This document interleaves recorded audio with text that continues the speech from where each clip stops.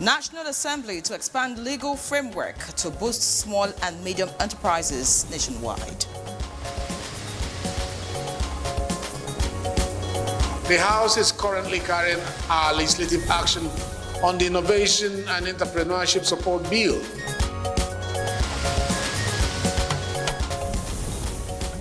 Good morning, Nigeria. Today we shall continue our conversation on examining the National Security Emergency Part 2.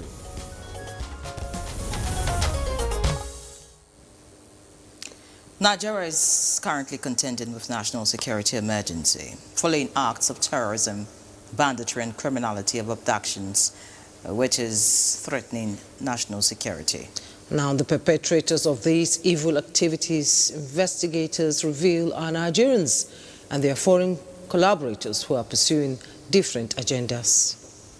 Now, recent abductions, killings and coordinated raids across multiple states have intensified pressure on President Tinubu's security emergency. Now, amid mounting public anxiety over Nigeria's rapidly worsening security situation, rather than abate, new cases of assault on innocent citizens have continued to be recorded nationwide. Meanwhile, the presidency has reaffirmed that securing the country and restoring peace remain central to this administration's priorities, as the federal government is fully mobilized to confront criminal groups threatening national stability. And in addition, government had begun expanding the capacity of the armed forces and security agencies, increasing personnel, advanced weaponry and intelligence resources.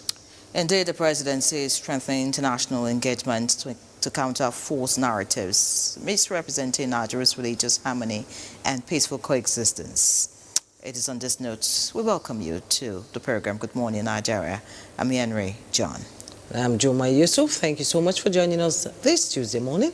We're live from Abuja, the nation's capital. Shortly, we will join Ibrahim Hamidu for highlights of the morning news, and much later, our newspaper reviewer Chukudi Okolu Baja will be joining us for us to break down the headlines in the papers. Ibrahim, good morning. All right, many thanks for staying with us. It's still Good Morning Nigeria, live on the network service of the NTA. And just before we begin the conversation, let's take a look at these excerpts put together by Oyeyemi Ajayi. But going forward, the Office of the National Security Advisor and the Chief of Defense Staff, they have a lot of work to do in coordinating and making sure that the President's directive on the emergency are fully taken care of.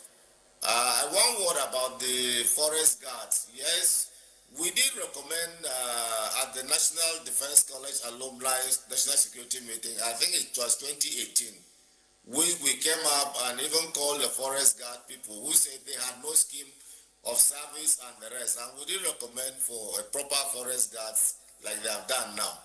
But what you should understand too is that they are supposed to be an early warning thing, because they do not have the bite to be able to fight these bandits and terrorists that they are there. Where, like I said, reaction as quickly as possible. Let's not put them in a harm way. They believe that they are trained, and then they go and start facing bandits to fight them, they will be wiped out.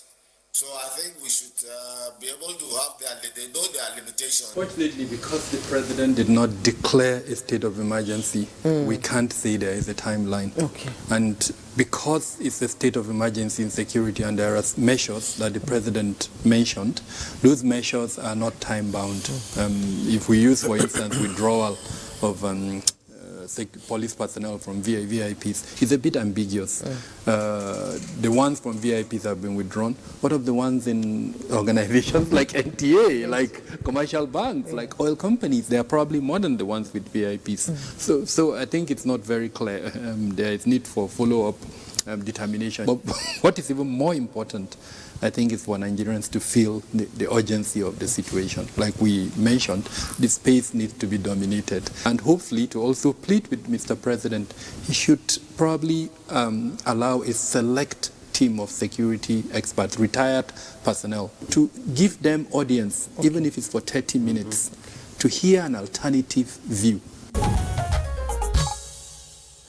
Those are excerpts from our conversation yesterday on the national security emergency by President Bola Ahmed Tinubu. And we have seated here in the studio for more conversations on it. Patrick Abambo is the President CEO, Security Watch Africa Initiatives. He's here in our Abuja studio, a regular when we discuss security matters. Good morning. Thank you so much. Good to see you. Thank you for having me again. All right, also joining us for the conversation, but not right here in Abuja, joining us from our local jazz studio is AIG Abutu Yaro, fellow of the National Defense College. Many thanks for joining us, sir.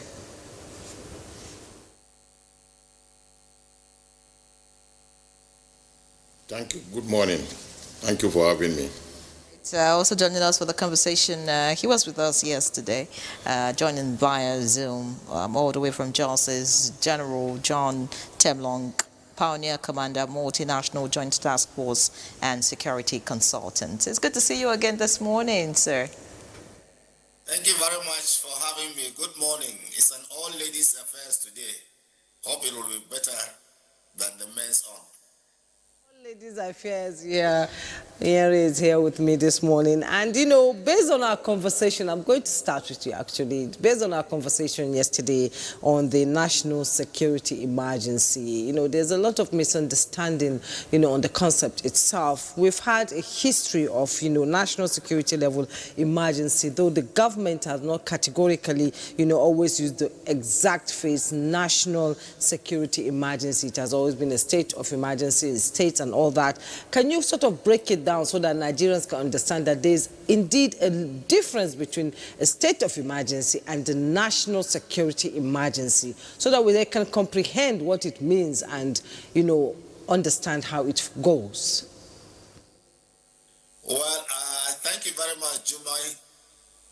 You see, in the past, like you see, you people brought up the example of the West yesterday.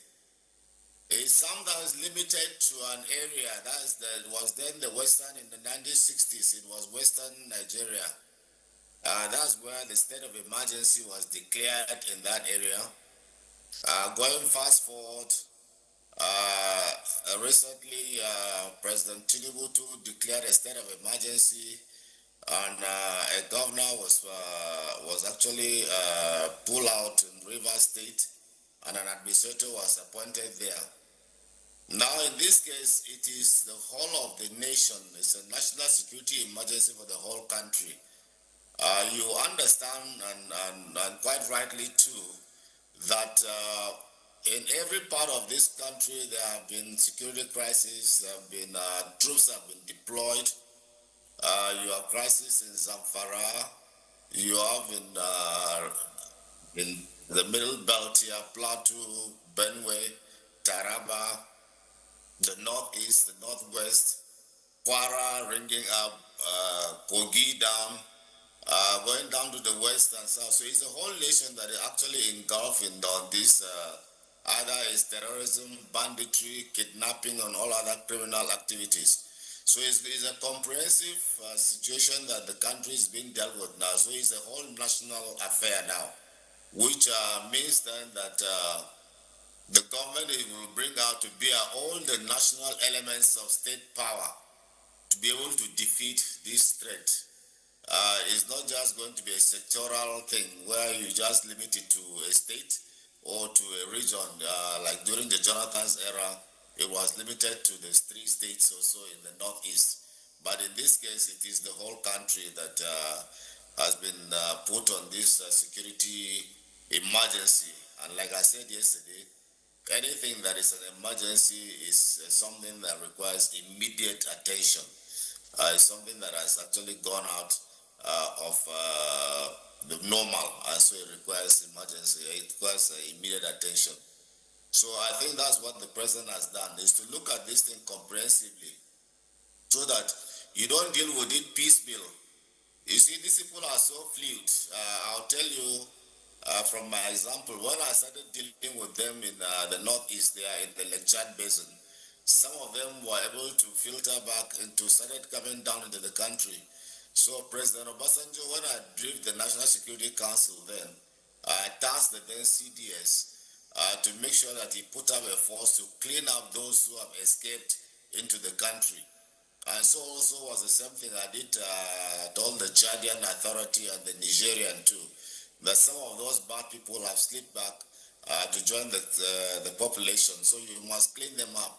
So the danger of doing, say, okay, you declare in the northeast or northwest, they will some of them will just rush down, and you see how they are moving down. When fire is too much for them in the northwest, you see them start moving down to the north central. They are so fluid. When we say terrorism has no boundary or borders, it's just what it is, because they move across freely. And that's why it's asymmetric, because there is no symmetry. They blend with the population, they move with the population, they live with us, and there is nothing written on their forehead to say this is a terrorist, this is a bandit, or this is a criminal. But it is actually the population itself that will determine and help in tracking them. And that means that everybody in the country now should be in that state of emergency, not just the armed forces and security agencies, the whole civilian. And I think NTA too, you have taken it up, you are in a state of emergency. You are having 2 days now of discussion on this. So I think that's fantastic for NTA. So let's keep this conversation going, that everybody in this country should now realize that we're in a state of emergency. So when you see something, you say something, you cooperate with those who have been charged to protect us, pass information to them as quickly as possible. Those who are living lives that are not normal, you should be able to tell them. Even at the society level, there are some conflict resolution mechanisms that you can see. You can interrogate some of these people. If you see new people in your environment, interrogate them. Where are they coming from? Where are they going to? Have a close watch over them and see their activities. If they are questionable, report them to the appropriate authority. In fact, you might even help and arrest them. Citizens are empowered to arrest and hand them over to authorities. That way, they will have no place to hide. But if we remain with this complacency and believe that the state of emergency is just meant for the armed forces, members of the security agencies, then we are not going to achieve anything. It is the whole country now that is in a state of emergency, and so everybody, the whole of society approach, everybody in government, the children, the adults, the old people, they are involved in getting this emergency situation to be done with as quickly as possible. So that's what I think we should be doing now. So now is the whole country. It's not sectoralized to a state or to a region. Jumai, thank you very much for that question. Many thanks, General Temlonga, for your opening comments. I would return to you, but let's get back right here in the studio in Abuja. We just have another guest joining us now for the conversation, Professor Ehizodige Okpataku, Behavioral Change and Regimental Effectiveness Consultant. Many thanks for joining us, Prof. Good morning. All right, we'll get back to you shortly. Let's speak with Patrick Agambu. General Temlong has spoken about the difference between a national security emergency and a state emergency. And of course, if you followed the conversation yesterday, we started yesterday, we had a part one. I mean, so many issues were raised about how to deal with it. But the question is it about declaring a national security emergency or dealing with the drivers? Some say they are socio-economic drivers to the security challenge. Can we actually handle this situation without the socio-economic issues handled? No, thank you. Really, we need to be able to handle the two together. The drivers are very, very important. But as it is right now, we're in a dire situation. We're in a situation that needs urgent action, and that is why the President has rightly declared a national security emergency. We need to be able to solve these immediate issues, but we need to look at the drivers, which for a very long time have been neglected, and that is why we are where we are today. We have not taken care of those things, those enablers that encourage this criminality and crimes in the society. We have overlooked it all. Everybody is guilty of this fact, not just the government. So we need to be able to, we can carry them all along while we're those who are charged to physically and both kinetic and non-kinetic operations to ensure that these criminals are not within our means any longer, while government will be able to take care of those enablers, the social welfare of the people, the economic welfare of the people must be taken care of, because these are the issues. Then the psychology of the people. I always talk about the mindset of Nigerians. Our mindset is still not tuned that we can make our country better. And there are a lot of reasons some people would say, look, what has Nigeria given to me? And so for one way or the other, they are nonchalant about what happens, so long as him or her and the family, they are protected, they have enough to eat and to move about. They don't care about the rest. That cannot help us in this situation we are right now. So why the security forces and other services are doing what they should do, yet they need the support of the populace to be able to get information, to be able to help to take away those criminals from our midst. They are not spirits, like is always generally said. Most people know them, they live with them, they interact with them, and yet we all kept quiet, we all pretended that it doesn't happen. When you say we need information from the populace, and it takes me back to my initial question about the socio-economic drivers. Yes. Because now there are information in certain quarters that these bandits or terrorists, as you would like to call them, find a way to interact with the people. Yes. They support them one way or the other. Yes. And so they feel, well, this support they are getting is better than what they get from the government. Exactly. So why do you think that information is going to be out there so that we can deal with the situation? In most cases, it's not even better. In fact, that is the only way of their survival. I once visited a community that the only semblance of social life or civilization they have is that which was given to them by criminals. And that is the truth. So they are more aligned to these criminals than any other. So they don't even want to hear anything about government, because government had neglected them for a very long time. No social amenities, nothing. Some of these bandits, some of these criminal groups, kidnappers, they buy motorcycles for some of the youths in some communities and give to them as a source of livelihood. So they feel belong, they still feel indebted to these people to provide information. Some people, they provide them some money, some monetary gifts to them to help. In fact, in some places where I've got information that farming a plant were even bought for some farmers. And so they feel that these are people that welcome them. So they are obliged to, instead of giving information to the government and to the society, they will give to these criminals who, in the long run, come again and haunt them. Because that is one thing, you don't, a dog you train today may tomorrow bite if you are not very careful. And that is one thing that most people don't even know. The Lakarawa, they are talking today that is moving now to North Central and all that. They were invited by a community just to help them. But today they are now a big problem. So yes, you're right, why government have not done what they should do. But the people should also know that their life will be in danger in the long run, no matter the immediate gains you may be getting from these people. But government should also do their responsibility, because that is the reason of government in the first instance, for the social welfare of the people, security and social welfare of the people. That is the first cardinal responsibility of government. But unfortunately, we don't have government in the local area. The subnationals are not functional. We're all talking about federal government. What is the state government doing? Where are the local governments? And these are the people who should communicate and relate to these communities. We used to have local government security council, where you have the traditional rulers. The traditional they have a role to play. Where you have the district heads, you have the farmers, you have farmers leaders, you have everybody in that council. And they give advice on who and who they see.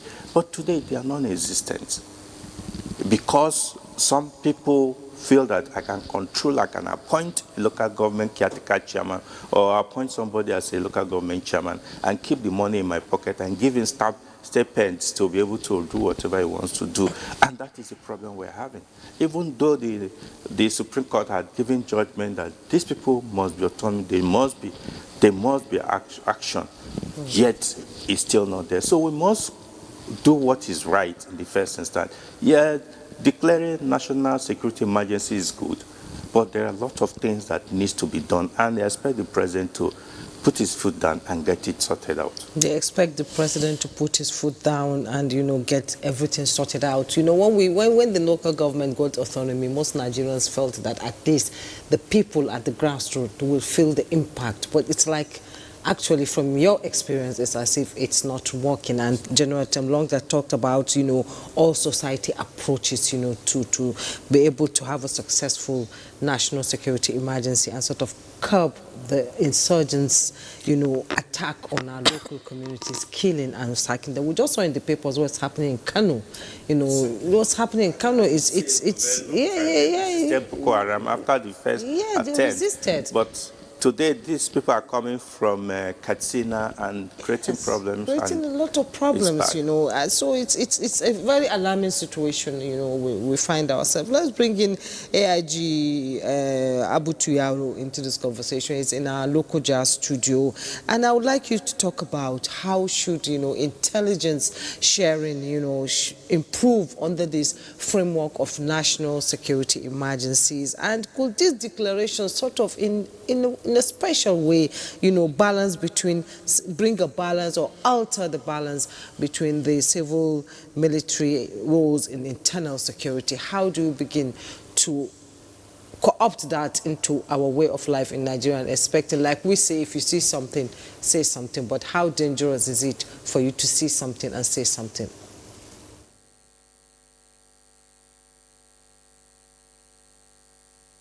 Thank you very much. The linchpin of this argument goes back to the comatose state of the local government system in Nigeria as of today.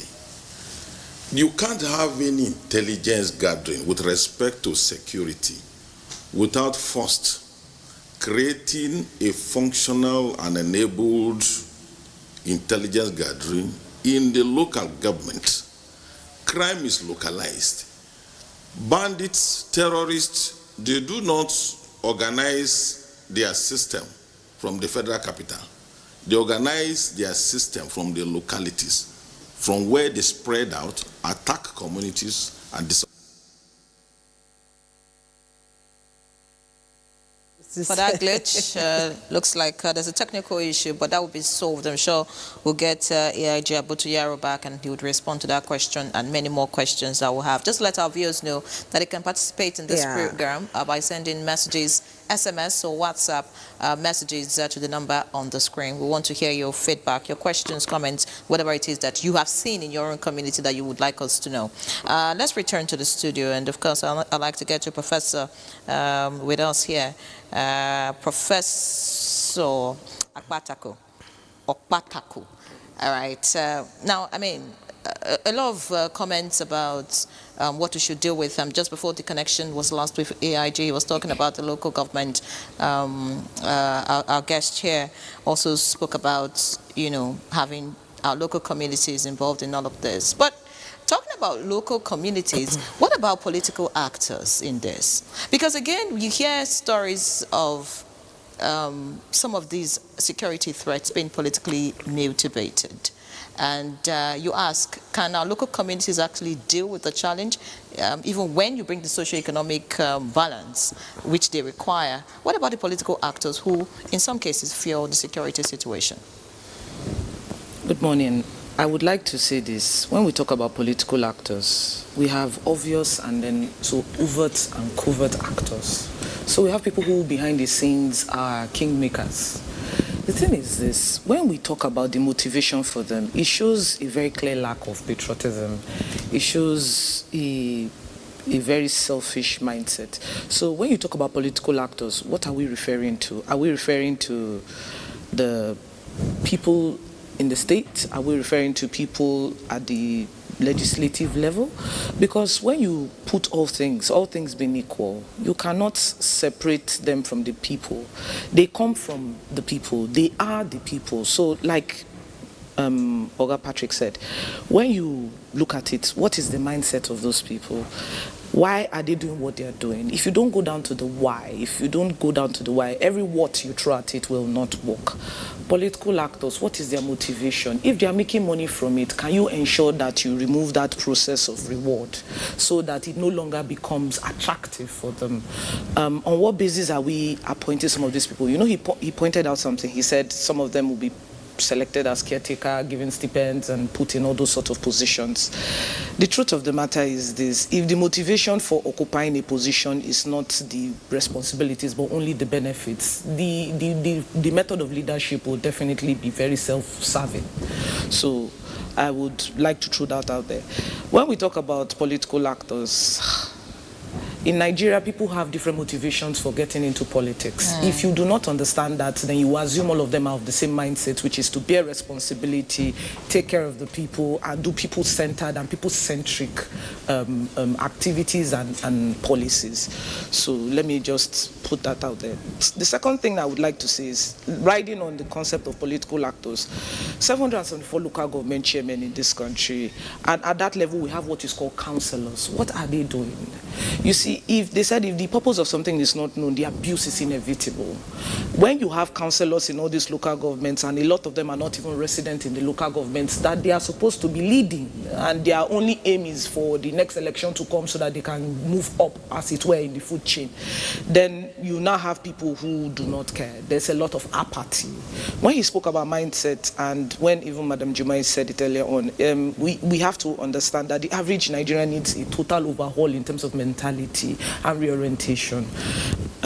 People believe going there is for you to get benefits. It is not for you to do any form of work. So when the trouble comes, it's a case of let me just reinforce my own personal security and to hell with every other person. So that is that. When we talk about socio-economic motivations, the same local government chairman, 774, with the governors. What are the governors doing? Because we have to stop this concept of hand-wringing. There was an interview that was done some weeks ago. I attended that interview on another sister station, and somebody mentioned the fact that even when death penalties have been given, for example, for criminals, because the National Assembly now has said it should be whatever sentence for criminals now.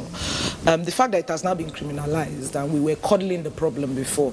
Now, we have some of these states, for example, in Edo State, I think it was said that the last person who signed in Edo State was Adam Soshomole. After that, nobody has agreed to actually carry out the sentence. So can you blame the justice system? No. So when we look at what we call the executive function and the politicians, if the motivation is to make money, to serve whatever interests, to do whatever, you will no longer have people to rule over in the long run.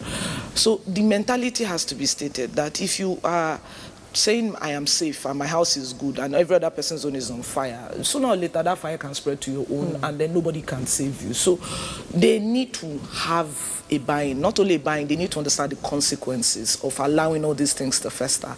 Because he mentioned something about a dog. It's a case of, I love you saying that thing. If you allow your dog to bite other people, one day it will surely bite you. Because it has acquired a taste. And the problem is that the dog has also grown bigger, so it's no longer a puppy. In this case, it has grown fangs, it now has big teeth, and it has sharper eyesight, and it's bigger in size, so it can overwhelm its prey.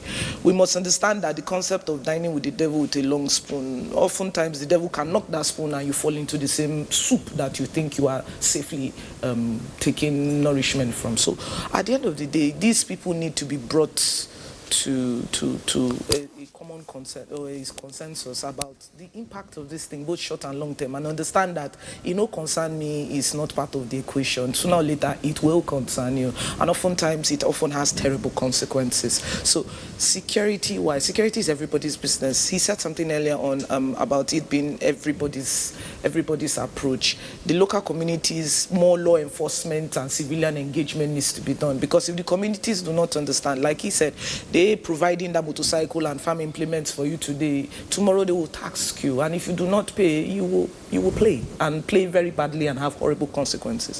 So those are the things we are talking about. You know, play badly and have horrible consequences. Well, our viewers were still expecting, you know, your messages and comments on this conversation now. Let's return to AIG Abutu Yaro to sort of finish his opening statements there.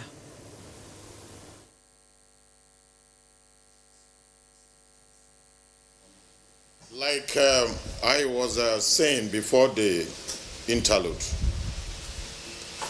the issue of information gathering for security within the context of the present challenge is very germane.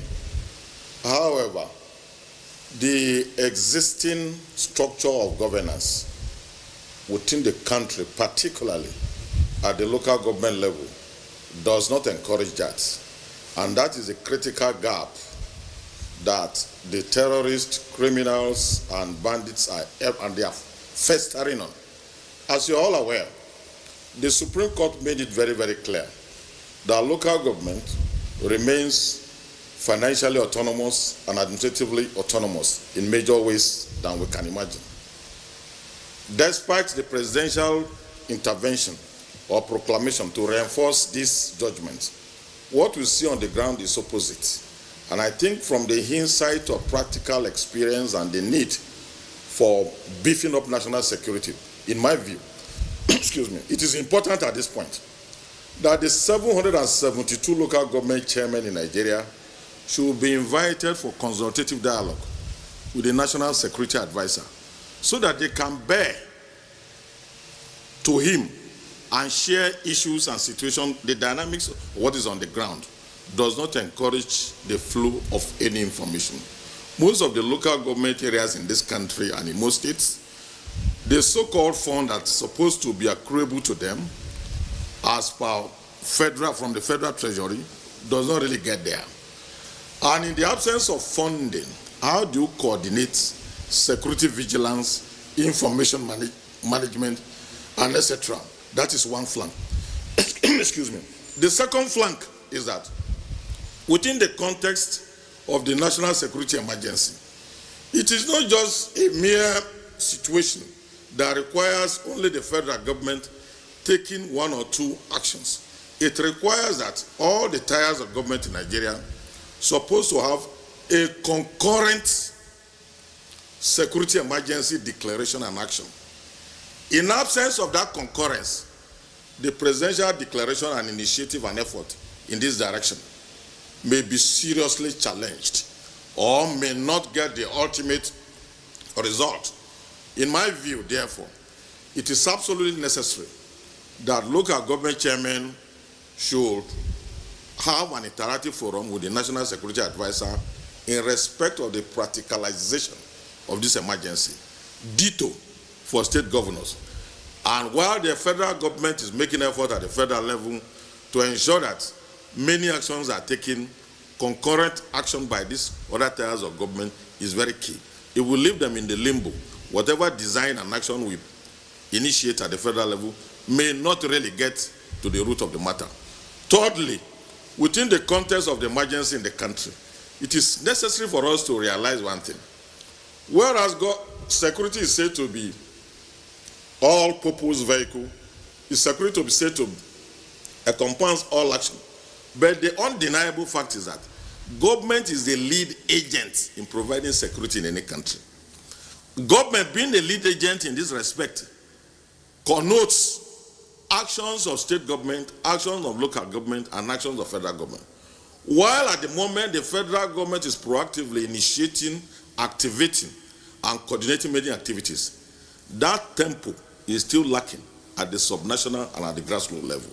And for it to be activated, the federal authority needs to call for a special engagement session by all these layers of authority at the multinational, at the subnational and the local government level. Fourthly, it is my thinking that this concept of security emergency equally involves certain measures will come on board by the government. And it means that we, the nationals, or we, the citizens, must expect many unusual governmental action in order to streamline the security system. When these measures begin to emanate or begin to actualize, it would be unfair for the citizen to begin to complain. Because security emergency means certain security actions, activities will be put in place outside the normal mundane structure and systems we know. Therefore, the citizen's mindset must be wider and must be acceptable to whatever extraordinary measures to be taken. And this is when the role of the press comes. A situation whereby extraordinary security measures will be taken, and the press and human rights activists will begin to denigrate government and castigate security operators for unusual measures which will be designed or which are designed to address unusual situations. That kind of abnormality will always make the system not to work. So my take in this conversation, therefore, is this: citizenry must be prepared to support and understand new measures that will be put in place without necessarily dragging the government down or dragging the security agency down about the anomaly of the new initiative. Because what we have now requires extraordinary measures, because these are dangerous and trend and testy times. Let me remind ourselves that this issue of security is germane to livelihood. Apart from security, there's no other thing that stands at par with human existence. So the most important thing is that we must have a secure environment, even before we talk about food, before we talk about finances, before we talk about comfort. Therefore, in respect of this emergency, I want to urge and I want to probably make it abundantly clearer that what is going to come out of the security department of government is going to be different, unusual, and is going to be designed to address the problems. When it comes, gentlemen of the press and the general citizens should take note that extraordinary times calls for extraordinary measures, and we must be able to absorb it, and we must be able to support it, and we must be able to accept it as the necessary measures for the moment. Finally, it is obvious that when we have been calling for political measures to address security without response, the opportunity has presented itself. The political support of government, particularly at the federal level, has been demonstrated by the security emergencies. And therefore, those of us in the security cycle, this is the extra time or the best time for us to put the best of what we can offer. Because as it is, the necessary political environment required for us to put more effort has been created or is being created by the governmental policy of the moment. And it is the time to do the best of what we can in order to ensure that the nation is restored to a peaceful environment. Thank you. So, AIG Abutu Yaro, for your input. We'll talk about what the media can do differently. Of course, I agree with some of the points you've made about what the media should do in all of this. But talking about the military, or if you like, the security architecture of the country doing something different. My question is, why do you think that's going to happen? But my question is directed to General Tim Long. I'm asking this because, I mean, for many years now, the money devoted to security of the country has been the highest. In 2015, 969 billion was devoted to the security, of this country. By 2022, it had increased to 2.49 trillion naira. As at this year, it's over 3 trillion naira budgeted for security. Now, the question is, with this amount of money and the fact that the government has always, placed priority on security, why has it continued to deteriorate? Speak to us about transparency and accountability in the security architecture of the country. Thank you very much. Before I talk to you about transparency and accountability in the security sector, let us understand some basics, because sometimes when you hear these numbers, you think that a whole lot has been given. for one missile or one round of artillery or tank or even what the aircraft fires, one of those things will be in millions of naira. Because if you convert it from dollars to naira, some of those rounds are in 300 and something thousand dollars.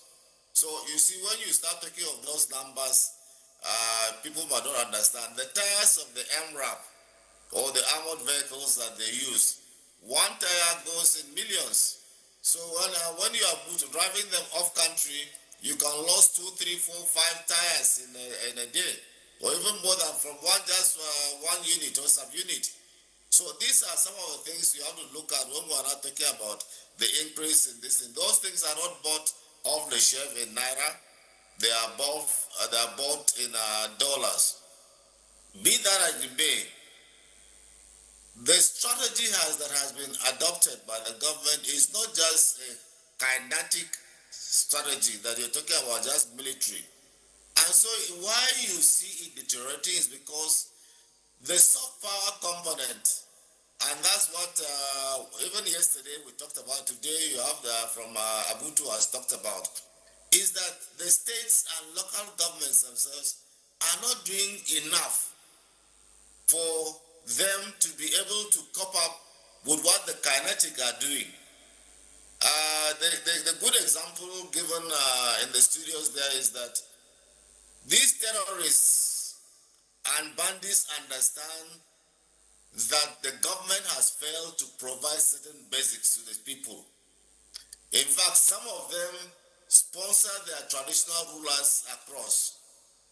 And the example of the Lakurawas, which is true, Lakurawas were invited into Nigeria by a traditional ruler. And when they came in, they found out that Nigeria is lucrative, so they started spanning out. The same thing when I went in 1998 with my force was that some local governments in Yobe and Borno had invited the Fulani militias from Niger Republic to provide security for them, because they were doing it and getting money from it. And so you see, a lot of this thing depends on how effective our sub-regional governments are doing.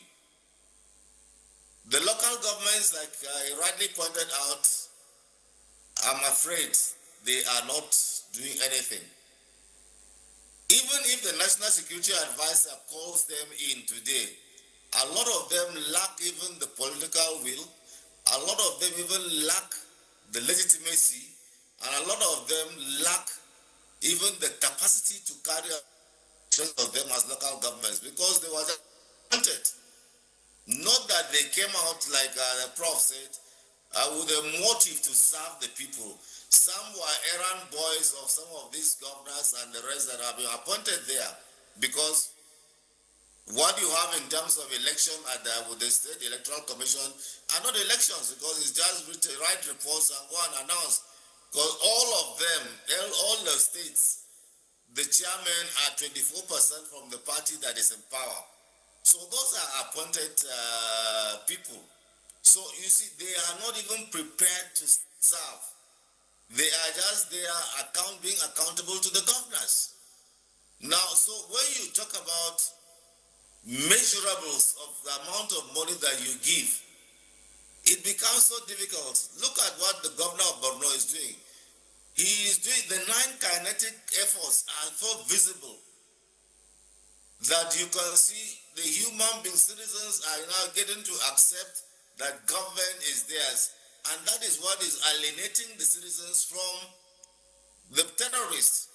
Because what the terrorist wants is to instill fear. The terrorist wants to control you by instilling fear. And then the terrorist sometimes want to tell you that he is a better government, or he is better than the government itself. So that's what he wants. And so when you look at it, understanding even what does he want? What of the, we call them Boko Haram, but are they Boko Haram? We gave them that name. The name is so long, I can't even pronounce it. I'm sure Gino will be able to pronounce the Arabic name of it. But it's a jihadi group. It's a jihadi group. So we have to understand that they are fighting an ideological war. And you don't fight ideas with guns. You fight ideas with superior ideas. While the guns are there to stop them from doing what they are doing, there should be an ideological aspect of it to reorientate and then defeat that bad idea that they are telling people. And that's what the soft power components are supposed to be doing. So we have to understand all these things. When you are talking about banning people from mining, the amount of money they make from gold is so much that if you take gold in a briefcase and move out of it, it's not like going to load oil in a tanker. But gold in a briefcase will give you millions of dollars. And so that's so lucrative. And so what do? They make sure that they protect their area of their turf. And so they fund these terrorists. The traditional rulers around there are their payrolls. The citizens are on their payrolls. You just need to take $1 million and change into naira. You get billions. And if you send billions in a community, I'm sure you just become the kingpin. A lot of them have been given chieftaincy titles. We saw one in Zamfara because they buy it. When they give so much money, they buy jeeps, give money and rest to some of the traditional rulers. Who amongst us can do that? They are being given. So for us to start looking at the amount of money and transparency in this thing, let's look at it comprehensively. What goes to the states? What goes to the local government? Are they making any impact on the citizens? Are they making the people seeing that, look, this is their government? And then for us to know that the cost of this material, and sometimes with this emergency, you are not going to get, you are going to go through some third party to get some of the requirements that you need in terms of equipment, arms, and ammunition. Don't forget too that the Ukrainian war and the Russian war is taking a toll on the arms production industry. So arms are becoming so expensive. There are the Israeli prices that have been, you could see that they have been using bombs and ammunition for the past 1 or 2 years. You can see that the production capacity of the industries have been very much limited by this high demand. And so for even to get some of these arms and ammunition, you are going to pay higher going through third parties. So it's not just that the amount of money is there is much. No, I don't think we even have enough. How much did it take even to maintain an aircraft? And that's why I was talking yesterday about having the capability of a lift that you can move decisively to a place and inflict heavy losses on them without them actually knowing and having that the possibility or ability to retaliate or to react. So you need helicopters. How much is a drone? How much is the missile that the weapon that you put on the drone? If you add all those things, they are going into trillions. So I think while we agree that there should be transparency, and which I think there is a process of accountability in the system, because the armed forces itself is self-cleansing, you could see that they have standing court martials that deals with all sort of things in all the divisions. So and some, because we don't publicize them, but they do not tolerate. There is zero tolerance for corruption. There is zero tolerance for indiscipline. There is zero tolerance for collaboration with the enemy. In fact, it attracts a death sentence. So these are the things. But like you said, the governors have not been able to sign those death warrants for these people to do. So the criminal justice system itself has to be shown that, look, when you cross the line, you are dealt with. But when they treat you with kid gloves, there's something wrong. And so for us actually to move forward, I said yesterday that the National Assembly must enact laws. And in those laws, thank God I have a supporter. I had 2 supporters. Yesterday, Kabiru supported me, and the DIG from Lokoja too. That has to limit some of our freedoms and rights, and some to purge and curb some of the powers of the governors and the so that we are able to have the freedom of operations without let or hindrance. Because you can't be doing one thing and people are releasing bandits into the communities. They are going to be fighting more. And those who even reported them or the informants have been put at risk. So I think definitely we must have the National Assembly to curb some of the laws that gives the excesses to the governors, to the local government chairmen, and bring them back so that the emergency can work properly. I think if we don't do that one, we'll be working in silos, we'll be wasting our time. Let it be comprehensive at this time around, and it has to be surgical. And I agree that the press must be carried along, and they must know too that once it comes to national security, the survival of the state comes first. And so the CSOs and the rest, I'm sure everybody has been talking about it. Some of them are agents of foreign organizations and countries, and we must sort them out. Those working against this country must be shown the way out, or either would continue to have them destabilizing us the way they are doing now. So. Okay, General Long, thank you so much, for breaking it down, for our viewers to understand, how the national security emergency should work and how we as Nigerians can contribute to the success. We have some messages that came in from our viewers who would like to, contribute. I'll take some so that Patrick Abambo will respond to some before we go on the break. I came from Lagos, said, let there be community security and state police. Also, let there be job creations among the youths. That is what government should do. It is their duty. And another one says, thanks, discussants. My definition is that state of emergency is for a particular period and a particular purpose. On the other hand, national security emergency is a wide and general phenomenon backed by some leaders. And the judiciary and legislative arms and community leaders should be duly responsible and proactive. Obi Charles Ikechukwu Abiagum, he's sent in from Maniocha local government area of Delta State. Another one said the issue of withdrawal of VIP security is not the solution to national security challenge. The solution is for government to recruit more personnel. And Ayeni Ayokunle from Ogori in Kogi State said, I agree with AIG Abotuyaro's assertion on local government are not allowed to perform optimally by state government. Insecurities penetrate through local government areas, and if local government areas are constrained with resources, this insecurity will not stop. And Nandom Wiyap from Jos, one of our regulars, said, whatever you allow is what will continue. The fight against insurgency must be backed by absolute loyalty and trust. There are growing concerns over internal sabotage and the urgent need for tighter intelligence monitoring within the ranks to prevent future breaches and preserve the integrity of ongoing counterterrorism operations. In order to fully achieve this, I also think the negative service rivalry, which is leading to a failure to cooperate optimally, should also be addressed amongst our security agencies. How best should the security agencies tackle this form of rivalry? To the guest, thank you so much for your service. Have a good morning. And another one said, good morning to everyone on this program. My attention has been drawn to rhetorics again rather than mitigations to address the current situation.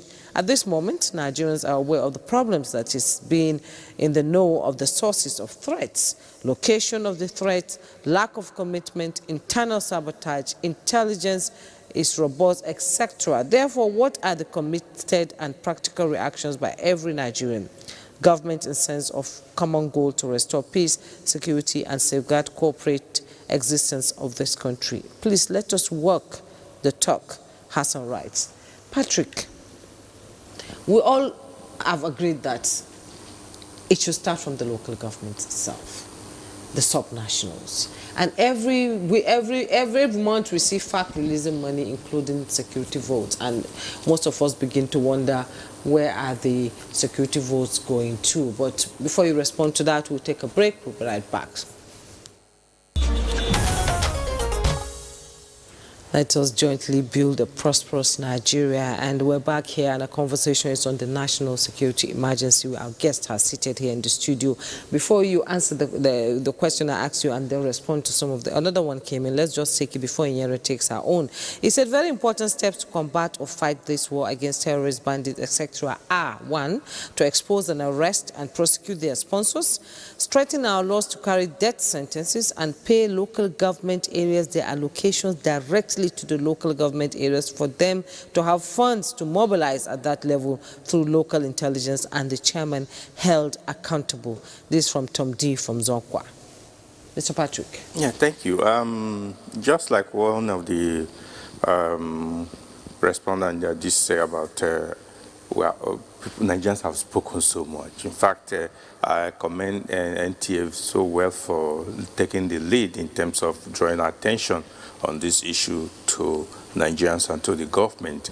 But you see, when you talk, it's good to talk than to fight.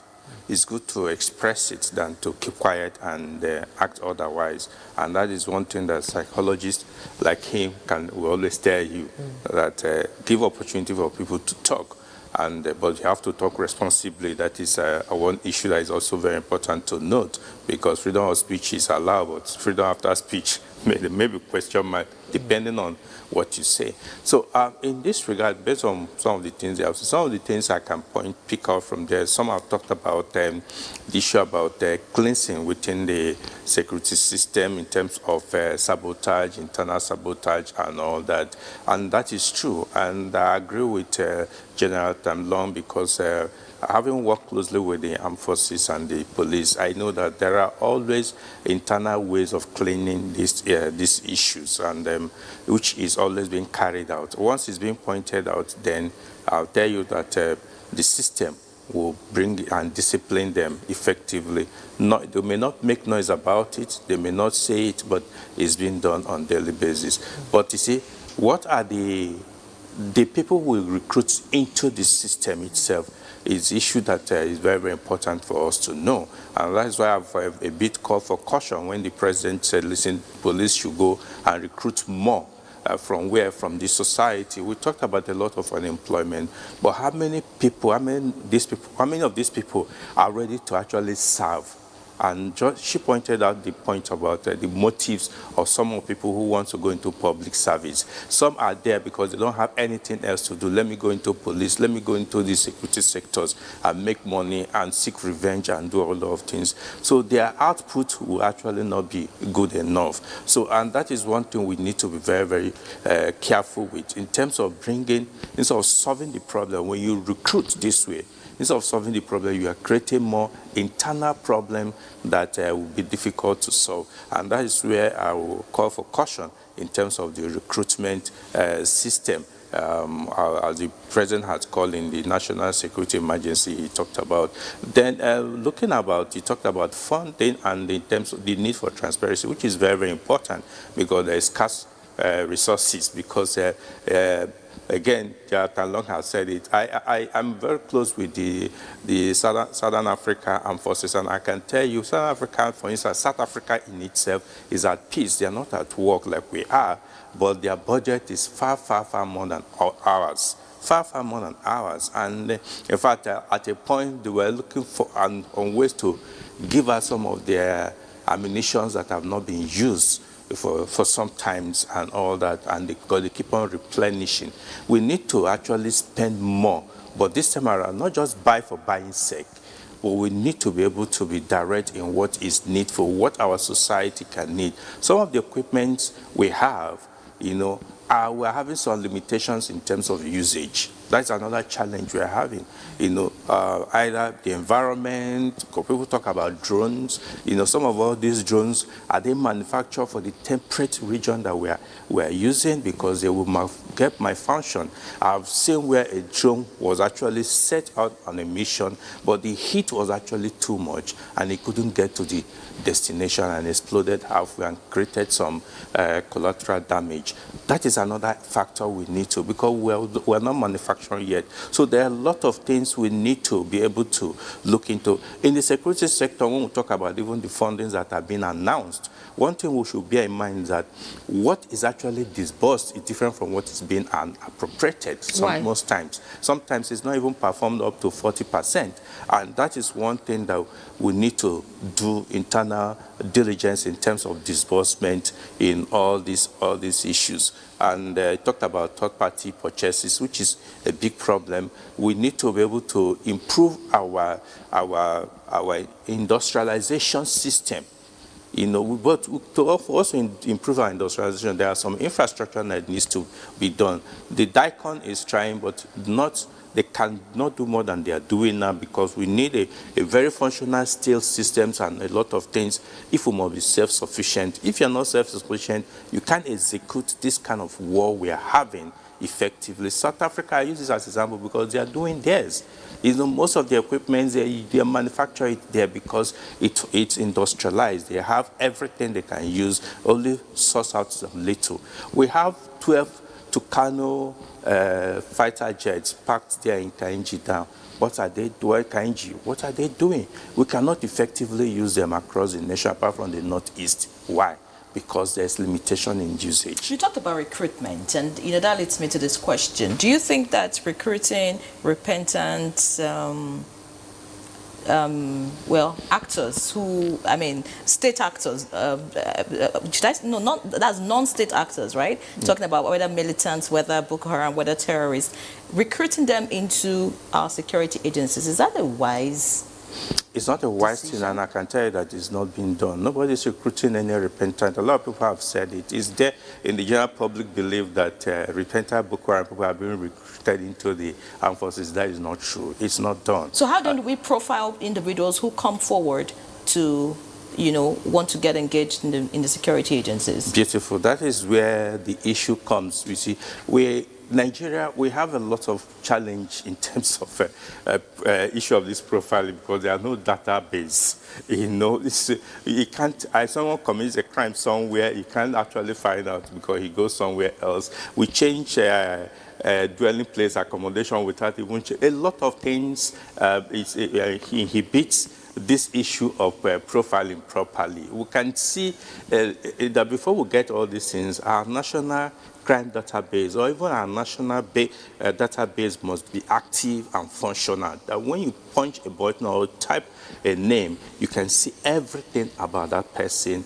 And if there's any change, it will reflect. It was edited and all those things, but we don't have it. So total profiling properly is difficult. I must tell you the truth. And that is why no matter how you try to clean it, do it, no matter how, whichever agency that is recruiting, they can't be totally sure that ex-convicts cannot come in one way or the other. Many thanks, Patrick. We need to quickly run through the messages that we have, quite a number. This one says Tinubu should work along with the armed forces to end insecurity than establishing new agencies. Another one says, good morning all. It's quite unfortunate that political ambitions has beclouded the peace of the nation. Any system that chokes its very yoke of existence suffocates in it. Ambitions, ambitions, ambitions. Here is nice things. Igbodo Ofuluwe from Asaba sent that. This one says, good morning, Nigerians. The issue of security is a complex one. We need to consult from the local government level. There's need to consult with retired police officers at local government level who will understand what security is all about. In those days, we have local government police. The state police is the answer. Another one says, Nigerians must make character and moral values a key priority over self-aggrandizement. My opinion is that we are here to take the direction of a peaceful society. This one says, there is security vote, meaning there is money budgeted for security at local government level. What are they doing with it? That's coming from Bola. Good question. You are the namesake of the president. I'm sure he has heard you and would respond to that. This one says, good morning, Nigerians. The president has done well by declaring emergency on national security and the perspective of recruiting more security agents. But what about the welfare of the security agents? What about the funding? The government should motivate the security operatives so they can go out there and work with hope that they will make them put in their effort. That's Uforo Friday Paul there. Another one says, I'm Uche Osieze from Enugu. Good morning, Nigeria. Local government chairmen are supposed to be the solution of insecurity in our local community. This one says, thank you to the woman in the house. You have made a point. Nowadays, local government chairmen and councillors are not resident in the places they are serving or ruling. They are all residents in the town.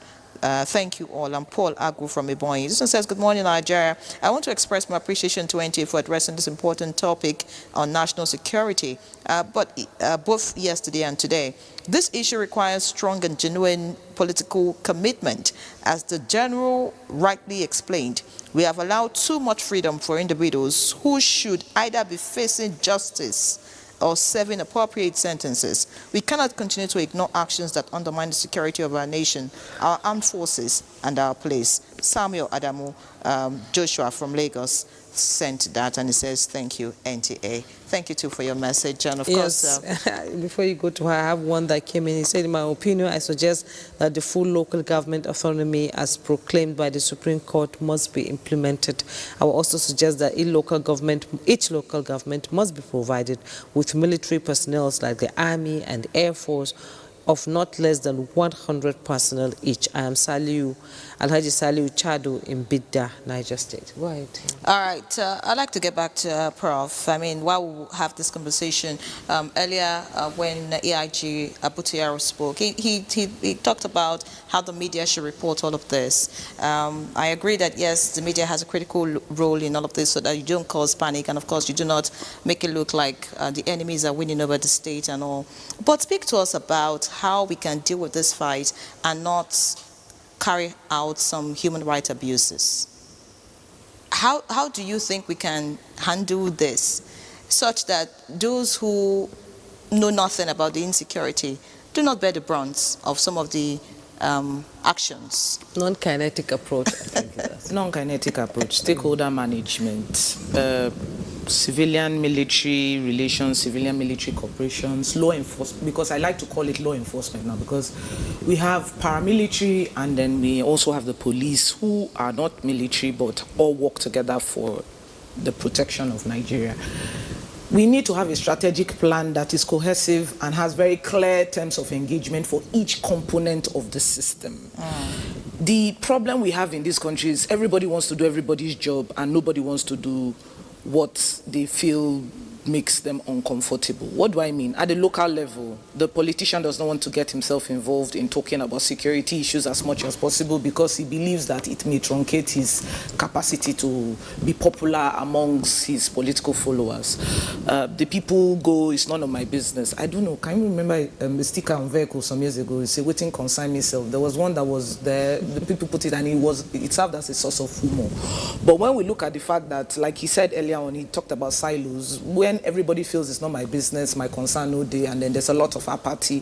Everybody's now working in isolation and nothing is cohesive, so you do not have any form of synergy. Somebody mentioned something about interagency. More interagency trainings need to be done, more interagency programs need to be carried out, because when people work together, I've been involved in a lot of interagency training programs, and it's been my pleasure to see people understand that they are all fighting on the same side and we are all Nigerians. When you talk about what would the media do, the media also has to be carried along. The media needs to understand that this is our own role in this. The challenge we have is that oftentimes the media is used as an errand boy to just deliver messages and not to drive any processes. In America, there is an office, or there's said to be an office in the military that carries out deliberate vetting of programs and films. They are concerned even to films, even to music videos. In Nigeria here, a young man will come online and tell everybody to carry color, for example, or tell you to carry tools. There was one in Edo State recently, it was in the news, and young ladies were found with, I think it was pump actions too. So the fact that over 70% of our Nigerian population is 35 years and below, and we are undermining and underestimating and overlooking their own mindset. Now, amongst them, I'm seeing the waves now, and they're saying people should carry tools and have your own protection and take care of yourself. What is that? That is a very speedy road to anarchy. if the media does not understand that this is my role, I need to work on that mindset. I need to form part of the reorientation, and people don't have buy-in. We will not understand that this thing is not just only kinetic. Kinetic is a component of it. The non-kinetic component is very, very key. When you have psyops where young men come online who are high, you can look at their pupils and they are dilated, and they are feeling a sense of power, and they are feeling a sense of creating fear and being able to hold everybody to ransom, and they're coming online to post videos. Who is watching that, and why is that going on, and what can we do about it? We are not looking at that. This thing is psyops. There's what you call the weaponization of fear. We are not talking about that. We are not talking about the fact that every day somebody comes out to say something that is undermining the work, because you can do 1,000,001 cynics, and then somebody comes out to say, for example, there was this report that came out, and I think they said one of the uniformed services personnel beat or hit a civilian on the head. When more trainings and announcements about such trainings about human rights comes out, people now begin to understand, okay, fine, the process is on. But if there is silence, if there's a communication gap, people do not know. When we look at human rights violations, even the CSOs need to be carried along, and they need to understand clearly what human rights in this context is. Because if these people or these radicalized individuals do not respect the human rights of their victims, why are we now trying to coddle the problem and ascribe human rights to them that they did not give their own victims? Do we understand the level of trauma victims who have been, kidnapped and released? Do we understand the level of PTSD they go through?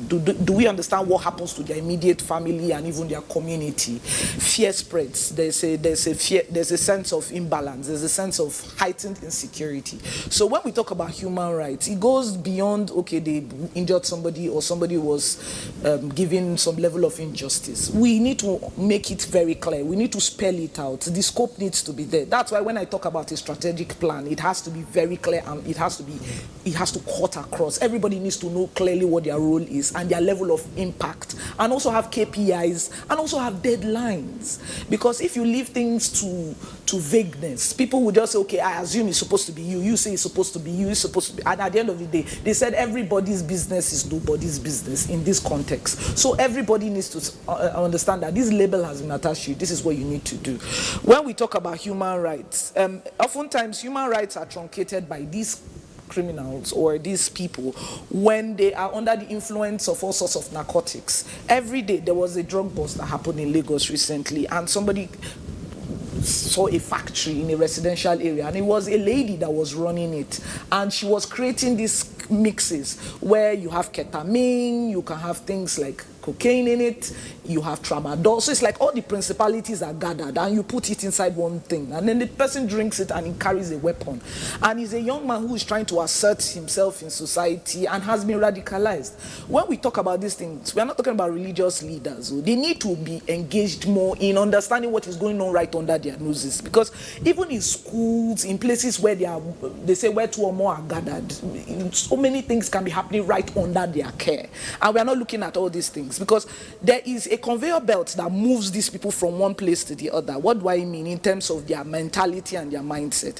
When you have a young man come into a community and he's preaching a concept that is ideological and is very, very high, and it seems to be something to aspire to, he's able to do what you call recruitment. If you don't nip it at that level, if you cut off the head of the snake of one, 10 will replace it, and they might even be more brutal. You understand? Now add socio-economic challenges where somebody is poor, feels he has no hope, he's unemployed, he's seeing a mass of millions of his mates able-bodied, and they are there.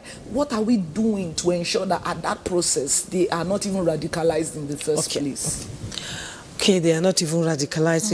We need both the kinetic and non-kinetic approach for this, for us to, for it to work. And somebody called this insecurity, called it a monster that has evolved into, a huge one that, is just looking at us like rats and just trampling on us and stepping on us. And it's quite a dangerous situation we find ourselves. Let's return to AIG Abotu Yaro now in our local child studio, and let's talk about the specific specifics now and about human rights also. What specific powers does this emergency, declaration grant security agencies?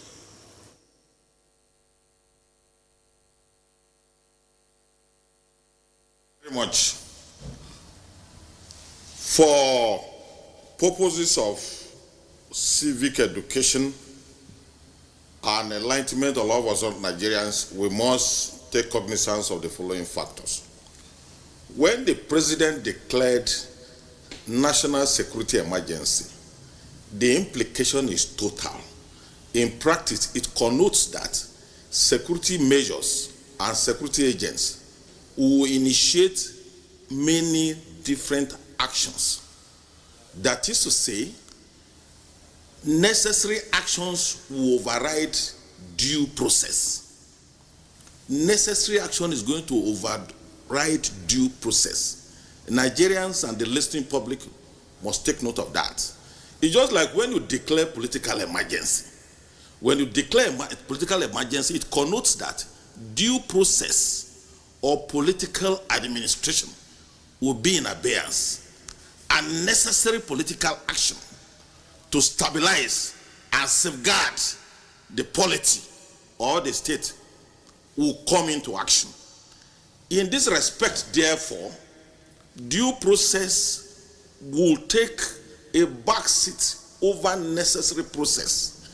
A situation whereby a terror gang is wielding RPG, AK-49, AK-47, carrying explosives, it doesn't require any due process. It requires immediate necessary process.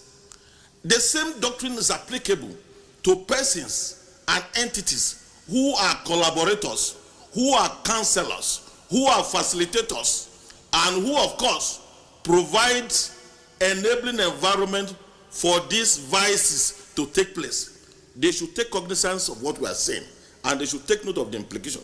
You all are aware in this country where a patriot was murdered in battle 2 months ago, and yet the criminal gang and the terrorists had the temerity to put this murderous sequence of action on international media and national media group for us to see, to humiliate us. We are not going to continue in this way. It is expected that within this range of national security emergencies, even that enclave, 50-kilometer radius to where that our patriot was murdered, by now they are supposed to have experienced what calls scorched earth policy. Within the precinct of the area where our general was murdered, which we saw by now under national security measure, everything that's supposed to have gone down. And we want everybody to be prepared. Persons who are in this odious business, they need to rethink now that extraordinary security measures are with them. And when it begins to manifest, gentlemen of the press, gentlemen of the law, gentlemen of civil society group, you should take note that at the point we are, it is an existential threat, and whatever measures that are extremely necessary will be taken. Therefore, the issue of the mantra of civil liberty, particularly in the impacted area, is going to be in the second burner. In addition, it is expected too that local government areas where these issues, particularly aggravated terrorism, is festering, within this context of security measures, they may be made to step out of office for a while for security authority. In my mind, there's nothing wrong in appointing a military administrator to take charge of a local government area where terrorists have taken hold, where terrorists are collecting taxes, where terrorists are making farming and normal life impossible. We need to get a kind of emergency local government administration in the mode of a combat or a combatant to take care of that area in order to bring normalcy. I think that is the direction, the essence, the practical implication of some of these measures. Many thanks, CIG Abutuyaro. Indeed, you have spoken loud and clear, and the message has been passed. If we had time, my question to General Tamlong would have been, if he had the authority, what would be one major action he would take to ensure that we restore security in every part of the country? Unfortunately, we do not have time, so I'm sure he would be responding to that question to me over the phone. So that's our package this morning. Many thanks, Patrick Agambo, President and CEO, Security Watch Africa Initiatives. Many thanks for your insights and many thanks for being a part of this program. Professor Ahizo Digel Patako, Behavioral Change and Regimental Effectiveness Consultant. Thank you for your insights, Prof. And of course, looking forward to having more of you. AIG Yaro, Fellow of National Defense College, thank you so much for speaking in the language that we understand. General John Temlong, Pioneer Commander, Multinational Joint Task Force and Security Consultant, thank you once again, sir. And of course, we hope that the security in our nation improves. That's our program this Tuesday. Many thanks for being a part of it. I'm Yan Ray John. And I'm Juma Yusuf. I believe we'll be discussing more on this topic as, the emergency rolls out. I'm Juma Yusuf. Do have a wonderful day.